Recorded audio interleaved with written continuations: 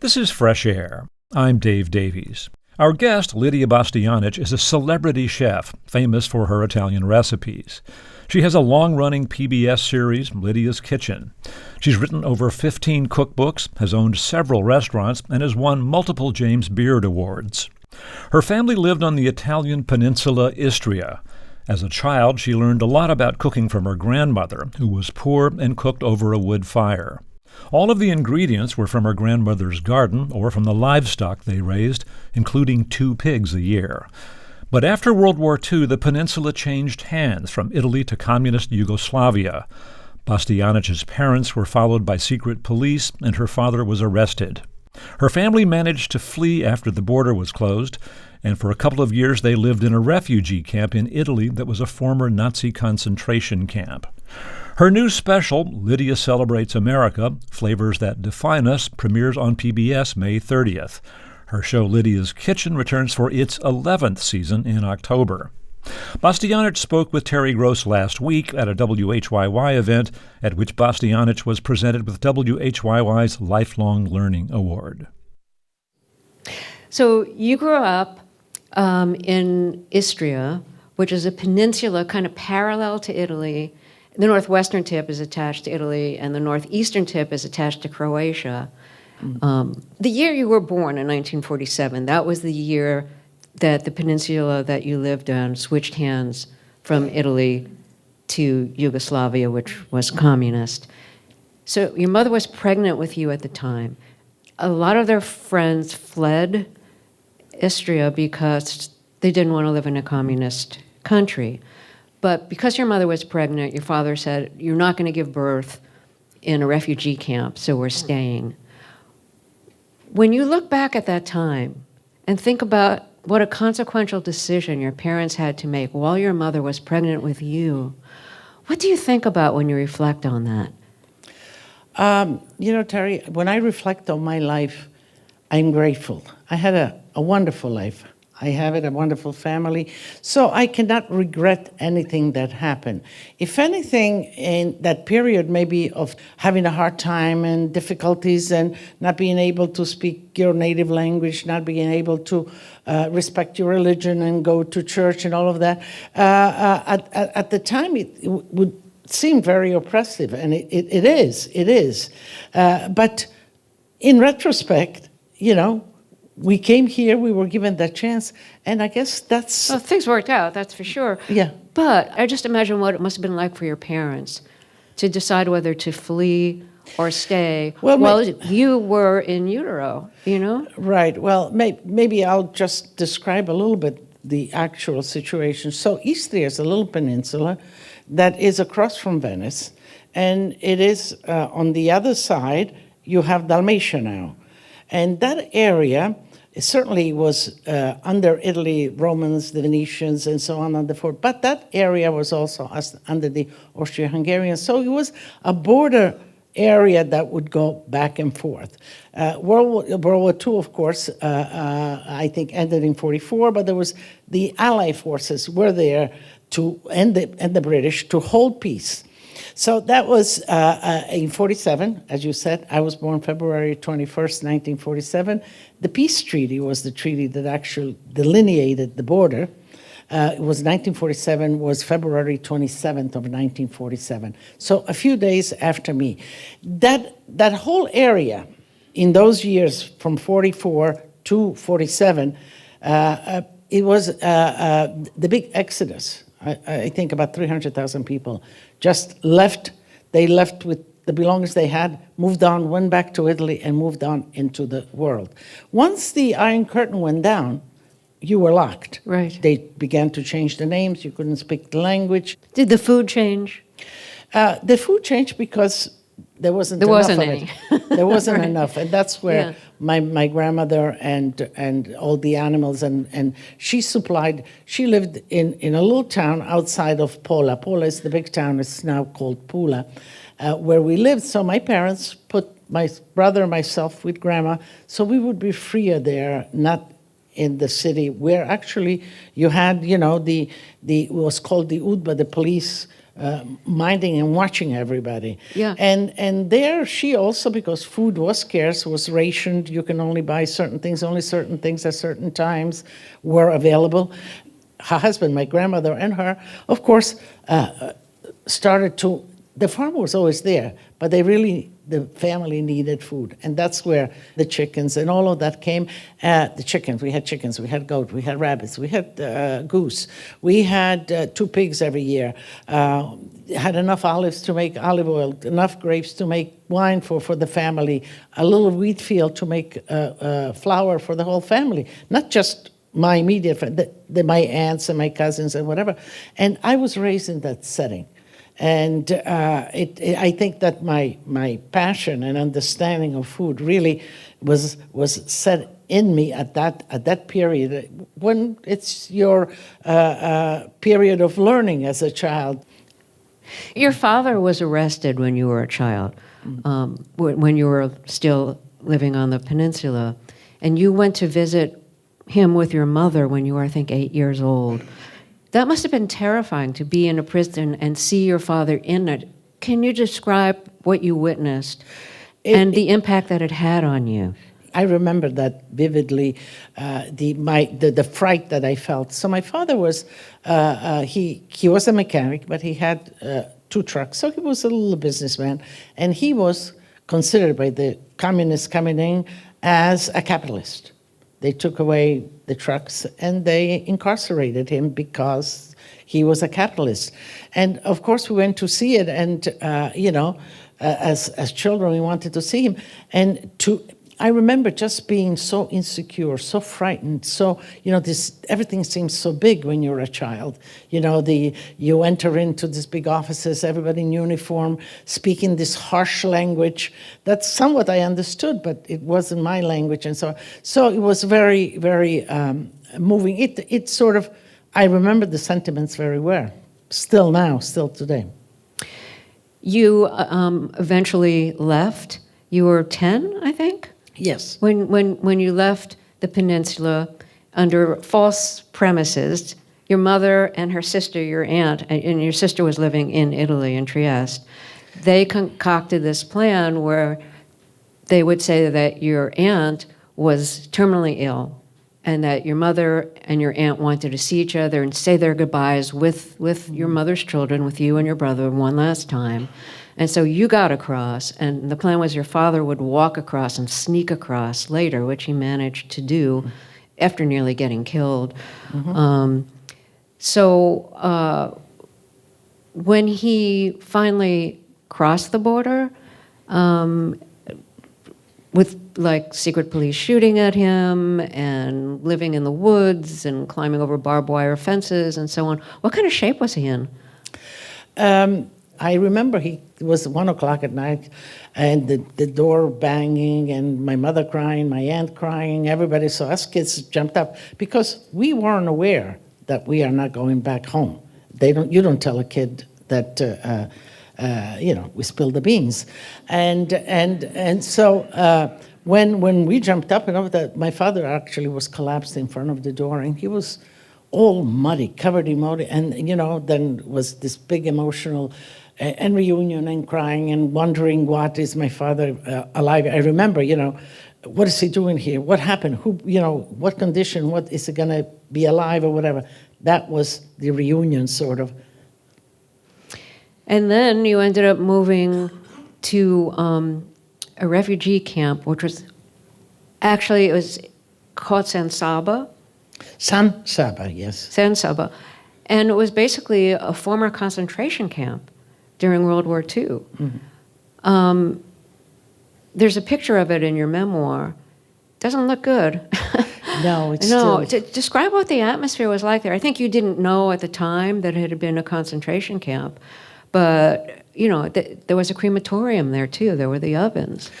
So, what was the feeling? Did it feel haunted, even though you didn't know what had gone on there? Yes, there was a feeling of darkness. There was a smell. There was, What was the smell? It was musty, mud, because also the courtyard, it was enclosed. Everything was enclosed. It had this big gate, and you couldn't pass. Now, just to explain how we got there, when we came and my father met us, we didn't have the papers. We didn't have complete papers. So had we remained in Italy, we could have asked for Italian refuge, but my parents decided, even Italy was in conditions after the war, let's try and go on to America or Canada, whatever. So we were there without papers, and had the police, because the Yugoslavs had secret police in Trieste. Oh. So, and they kind of would spot people that escaped, because they're kind of look lost, and they would repatriate them. They would bring them to the guards and say, listen to the police, they don't have any papers, these need to go back. So my parents immediately decided to go to the police and ask for asylum. And at that point, if you ask for asylum, you're an immigrant without papers, and they put us in the camp. And then there, it's controlled. You can't leave, you can't go out, you have to stay within those boundaries. And it was closed. It was closed, it had one main entrance, and it was like a big courtyard, and there was dirt on it, so when it rained and all that was really, really muddy. And the rooms, we had little cubby halls, and they were separated by no wall, but cardboard paper, boards, even some with cloth. That was the separation, so you heard everybody. We had two beds, what do you call them, on top of each other? Bunk beds. Two bunk beds, yeah, one for the kids and the other side, my parents. And we stayed there until we began the process of vetting and beginning to file our papers. When you waited online for the food, what were you given? Mostly, I did you remember, eat? was always spaghetti with tomato sauce. And we did get an apple at the end, usually a fruit, an apple or something like that, yeah. And on Sundays, we were allowed to go out with permission when you had relatives. We would go out to my aunts, and we would have the meal in family, and then brought back with us, my mom brought back with us. We had a little burner up in the room so she could heat milk for us and whatever she could. You had a lot of trauma as a child, whether you recognized it as trauma or not. And I'm wondering what the relationship in your life has been between food and trauma, because one way of trying to soothe yourself when you're suffering through a trauma or reliving the trauma is to eat, or to eat comfort foods that you love. Of course, at the time, food wasn't plentiful for you. It was scarce. So what do you think in the long term, like your relationship between food and trauma has been? My relationship, definite realization, what food meant to me was when we were in Trieste, in Italy, in the camp. And I did not know that we were not going to go back to Grandma. And so that feeling of unfinished work, I hadn't said goodbye to my grandmother, to my friends. But when I realized that I wasn't going back, food became my connector. When my aunt would cook the food, the smells, it brought me back to my grandmother, to that place. And I realized that I could do that to satisfy myself. And then I realized that, I was pretty good at it. And then I realized that I could nurture and feed other people, and I loved that, just like my grandmother did. And so on, my life became exactly that, a life of cooking and nurturing from family to people, and ultimately the opportunity of turning it all into a business. So when you were in the former concentration camp, at some point you were allowed out to go to a convent school. You had come from the peninsula where basically religion had been banned. So you started to learn about Catholicism, and you also worked in the kitchen there, and that you've described that as your introduction to commercial cooking. Mm-hmm. What's one or two of the things that you learned that you later were able to apply to restaurants? Well, how did I get to go to that school? There was a family, actually, Signora Leonori, She was a wonderful woman. She had 3 sons, and one of them was autistic. And she was looking for somebody to help her son, and she went to the camp, and my mother was an elementary school teacher, and of course, the Italian, we spoke Italian. So she asked her if she would come on a regular basis, and that she would pay a little bit to her, but also that she would pay her schooling. So, they gave her the permit to go, and she would go every day, bring me to the convent. The convent was right next door to Mrs. Leonori's house. And I guess, I don't know how much she contributed to my education, but the nuns also, I guess, felt that maybe I should help out a little bit to make up for my. So I was in the kitchen in the morning when I came early with my mother. They would put me there, peel the apples, peel the potatoes, whatever. Then the first time that I saw those big pots and really sort of institutional cooking, because they had the school was there and they would cook a meal for the children every day, and I enjoyed it. But also, the religion was there. Grandma tried her best to take me, so I was a little bit, but it always revived when I went to that convent, my commitment and understanding who I am and my culture, Well, you said you found a spirituality there. I did. And What did that feel like? How would you describe well, I think, what you found? what does religion bring to anybody? And I don't think it matters which religion is. It brings a sense of hope that, that not all is lost, that it's not the end, that there's somebody there that will ultimately listen, hear you, and help you out, if you will. I think, it's still very spiritual. It's a sense for me. Yes, I believe in the whole dogma and history of Catholicism, because that's who I am. But I think that God is the same God for everybody. We go to Him in a different way, and I find still spiritualism very close to me, and that I also find peace in religion. And I think that in our life we all need to take ourselves to a place that we can recollect ourselves, be it nature, I love the water, I love the sea, be it art, be it music, all of these things. And religion is one of those strong things that really gives you a place, a refuge. Does your sense of spirituality connect with food, particularly the kind of food and cooking you grew up with slaughtering animals for your food and growing the food, and your grandmother's food in the garden, where everything was... it was all of the earth. It was all natural. It wasn't like going to the supermarket and buying like frozen chicken. Absolutely, and not only did we grow things, but it was a whole culture of foraging. Spring would come, we would go and forage for wild dandelions, for wild asparagus, mushrooms. So it's, A life cycle. Nature were giving you gifts that you didn't have to pay for.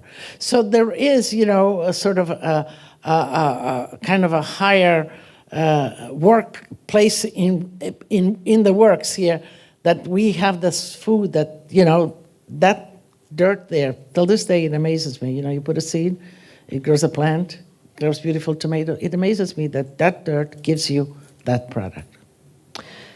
Your favorite nun at the convent when you were leaving to come to America gave you 2 things, a small Bible and the cross that she had worn that another nun had given to her. She gave that cross to you. Do you still have it? Yes, I have both. Her name happened to be Lidia also. I think she was very instrumental in bringing me into a spiritual place. And as you said before, Lidia, you must have had a lot of trauma. And I think she sort of healed that trauma of a young 10, 11, 12-year-old girl that was, because being in the camp and being away from Yugoslavia and communism still didn't guarantee that we would be someplace free and together as a family. We were still in limbo. So she was very instrumental in kind of placating me in a sense and make me understand that life could be partly in the spirituality, yes. We're listening to the interview Terry Gross recorded with Lidia Bastianich last week at a WHYY event. She's the host of the PBS series Lidia's Kitchen. Her new special, Lidia Celebrates America, Flavors That Define Us, is about diverse food traditions in America. It premieres on PBS May 30th. We'll hear more of the interview after a break. I'm Dave Davies, and this is Fresh Air. Let's get back to our interview with Lidia Bastianich, a celebrated chef, best-selling cookbook author, restaurant owner, and winner of multiple James Beard Awards. She hosts the long-running PBS series Lidia's Kitchen and has a new special that premieres on PBS May 30th called Lidia Celebrates America, Flavors That Define Us. Bastianich spoke with Terry Gross last week at a WHYY event. So you came to America when you were 12. And you were desperate to try TV dinners after you moved here. Why TV dinners? Well, did you even have a TV? So no, I didn't have, but it was very American. Yes, and it was. I never had it. Right. And it was, at the time, it was delicious. So I, you come, and we were brought here by the Catholic charities. So we had nobody in America either. And they put us first in a hotel. And ultimately, they did settle us in New Jersey. They found a little home, and that's where we began our life. Luckily, and I guess intentionally, they put us North Bergen. It was an Italian community. So there we began to connect and to feel maybe life is going to be good, because the neighbors, they came, they knocked on the door, they brought sugar, they brought bread, they brought chairs, they brought, Did they bring TV dinners? No. But Yes. going to the store shopping with the cart was a guarded sort of effort, because Mom had exactly calculated how much we're going to spend. So a lot of chicken necks, soups and all of that. But there lay the packaged TV dinners and all the packaged sweets and all of that. And I said, I'm going to treat myself to one. But I had also, this is 14, but I also had worked a little bit watching some babysitting, and so I took my own money. I bought the TV dinner. I warmed up my TV dinner in the container, in the oven, just like you're supposed to. I didn't pull it out. And I put myself in front of the television, and I had my American dinner. So What was it? I think Turkey? that breast of was peas, was mashed potatoes, was the breast of chicken or turkey, I don't remember, with the gravy. The gravy, of course. How was it? It's good. Good. So you worked for a while at a bakery called Walken's Bakery, which is Christopher Walken's parents' bakery. Did you meet Christopher Walken? We worked together. You worked together. We're still friends. Oh no, really? What was he like as a kid? There were three brothers. There's Glenn, Christopher, and Ken. How old were you and how old was he? You were 14. How old was 14, yeah. I think he's Same about age? 4 or 5. No, he was 3 or 4 years older than I am. And, the father was a German immigrant. The mother was Scottish, but I think she was born here. And the kids worked. He put them to work. They were going to school. I know he was going, because it was strange to me, that he was going to dancing school. And to me, Oh, he's a good dancer. He is. He is. Yeah, he was going to that. And the mother was into putting them in the film industry, in the performing industry. And ultimately, on weekends they would come, they would help, they would deliver the wedding cakes to the different halls, so they did their job. And we were friends. And then they had also a summer home out in Long Island. And when they closed for vacation, I would go there to be kind of a house helper. So, but then I would also play a little bit with the boys. They had a boat and so on. So we developed a very nice relationship. As a matter of fact, we are still friends. You met your future husband at your own Sweet 16. Yes. And he was from the same peninsula, right? He was from the other side of the peninsula, yes. Yeah. And you got married like midway through college. Yes. And you left college because you also got pregnant soon after you were married. And of course, your mother was very upset. She wanted you to finish college. She was very upset. Yeah. So And your son, after being, when he was 18 months old, he was diagnosed with a kind of blood-bone disease. No, with Perthes. Perthes disease is a bone disease, and it is in developing infants in the hip joint, the round part. It doesn't get enough nourishment, and if they walk, they consume it, and ultimately club food sets in. So he had to stop walking for a year. So just when children are really like learning to walk, he couldn't walk. He was in a not a cast, A brace. A brace for He had a brace. He like had 18 months. Yeah, had to keep his legs so that Yeah. the bone would get the nourishment. And this is about the same time that you and your husband are starting your first restaurant, right? Just after we were planning, but just after that, yes, we opened our first restaurant. What was it like for you as a mother of a son who needed a lot of attention? I'm sure you were very worried about him, to also be having this new undertaking with your husband, and you were needed at the restaurant and you were needed at home. Well, it's hard for a mother to hear that a child, no matter, what the illness is. So the fact of assessing that and understanding that it eventually could be cured, that sort of alleviates you because you're part of the solution. So keeping him in a brace with metal bars in front of it, and it had this what is this thing that sticks so that you can stick it? They use it and everything. Velcro? Velcro. So they were with Velcro. So of course, this young kid, he was he was two and a half. Zoom, zoom. He would pull up and he would start running, and I would run after him, put him back into these braces. So it was a tough time, but. Again, I consider myself blessed in the sense that I had my mother and my father. We always kind of, by now we had nobody else. We lived together in the sense. My first few years, a year or something of marriage, of course you need your independence. But as soon as Joe came and all that, they moved in. And they were downstairs, and the typical setting of a mother and daughter. So they helped raise your Yes, son. yeah, they were there. I couldn't have done what I did without the support, certainly, of my family, of my mother, of everybody around.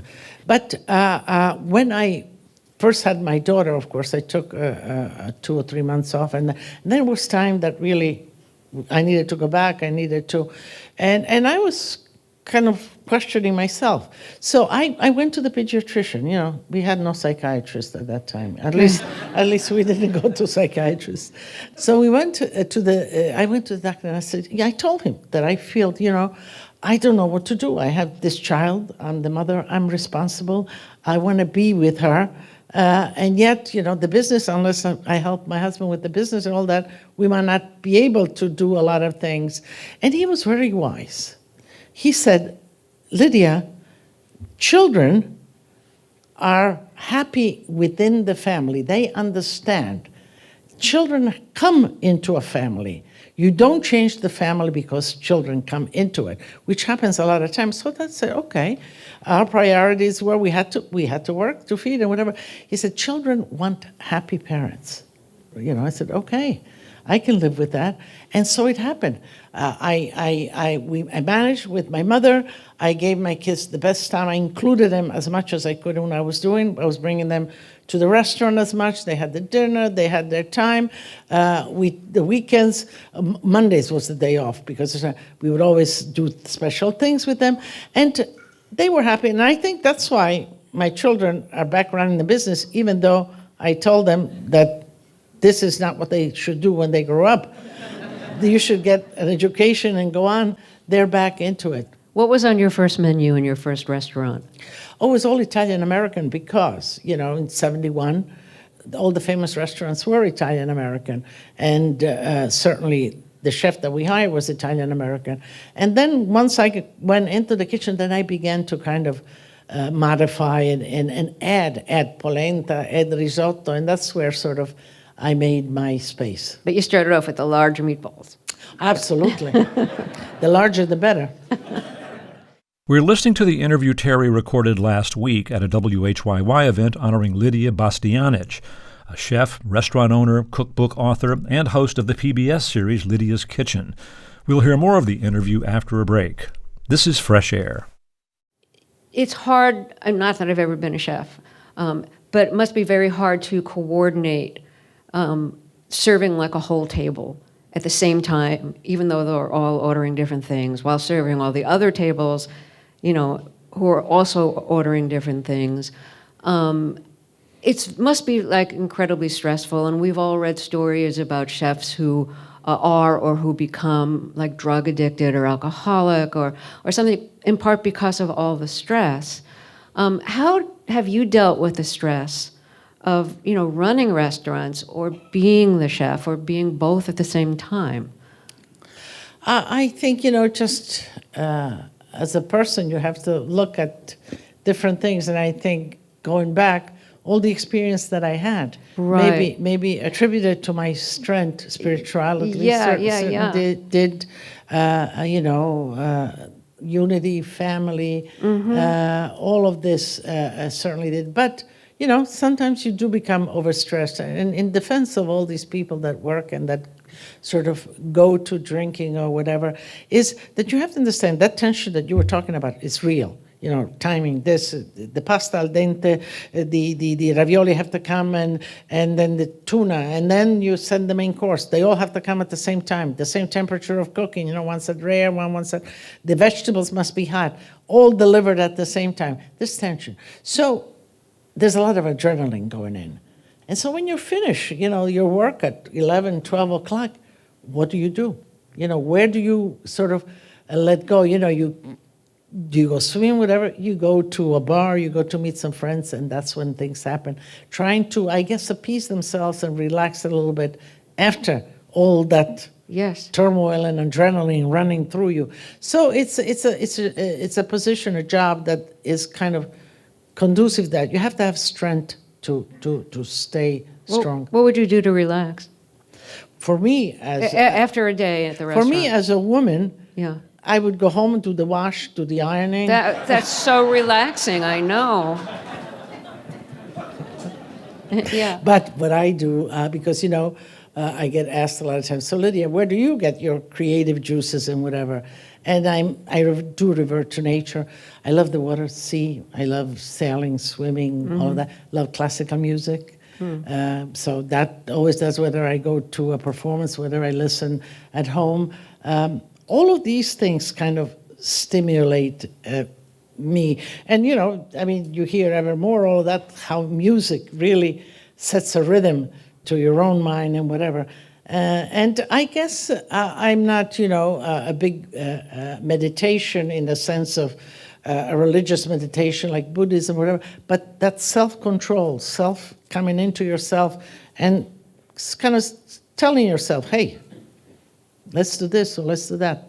I work with that. Your mother died in 2021 during COVID. Was it COVID related? No. She died of a heart condition. She was 100 in January and died in February. Wow. So, as much as still to this day, because she always lived with me, I'm grateful. I had, I didn't have her for all 100 years, but I had her until her 100th year. Your father died, was it in 1970 or something? 71. Yeah, and so he didn't live... 81. He didn't live to see how successful you became as a chef, as a restaurant owner, as a TV personality. You have your own cookware line, your own home shopping network. He didn't live to see that, but your mother did. You must be so grateful that she lived to see that and to know that the choices that they made worked out so well in the long run. Well, going back to the moment of being an immigrant and coming, there were a few times that, I caught my mother, my father. You kind of, parents whisper, they think the kids don't hear, did we do the right thing? Or maybe we shouldn't. Is this going to be okay for the kids? And I always felt, and my brother as well, that we wanted to show them that the decision was absolutely right. They couldn't have done a better thing, and I kept on telling her. But also, she was very much part of this success. And again, if you see my shows, she's She was in the house. My kids were in the house. So this was real. I didn't have a scripted show. I don't have script. I ad lib. I speak. We create a menu. We create talking points, and then I'm there. So the whole thing, my shows are quite open and real, and with some preparation. And my mother was always part. Now, for those of you that still watch the shows, my mother, even after she passed, I just couldn't leave her off the shows. And at the end, we end the show with her singing some songs, and we're going to do the same. It's to honor her, because she was such a big part. Yeah. I want to thank you so much for being here this evening. I want to thank you for your recipes, for your TV show, and also just for your strength. Thank you, Terry. So I appreciate that. Thank you so much. Thank you. Lidia Bastianich spoke with Terry Gross last week at a WHYY event, at which Bastianich was honored with the WHYY Lifelong Learning Award. Her new PBS special, Lidia Celebrates America, Flavors That Define Us, premieres May 30th. She also hosts the long-running PBS series Lidia's Kitchen. It returns for its 11th season in October. Her new cookbook will be published in September. Here's Lidia with her late mother, Erminia. Okay, you're going to sing for us. Do you want me to sing? Whatever you like. Bevevano i nostri padri? Sì. Take a glass. Bevevano le nostre madri? Sì. E noi Che figli siamo, beviamo, beviamo, beviamo. E noi che figli siamo, beviamo, beviamo, beviamo. Salute. Salute. Fresh Air's executive producer is Danny Miller. Our technical director and engineer is Audrey Bentham. Our interviews and reviews are produced and edited by Amy Sallet, Phyllis Myers, Sam Brigger, Lauren Krenzel, Heidi Saman, Teresa Madden, Anne-Marie Baldonado, Thea Challoner, Seth Kelly, and Susan Nyakundi. Our digital media producer is Molly Seavey-Nesper. Roberta Shorrock directs the show. For Terry Gross and Fresh Air's co-host Tanya Mosley, I'm Dave Davies.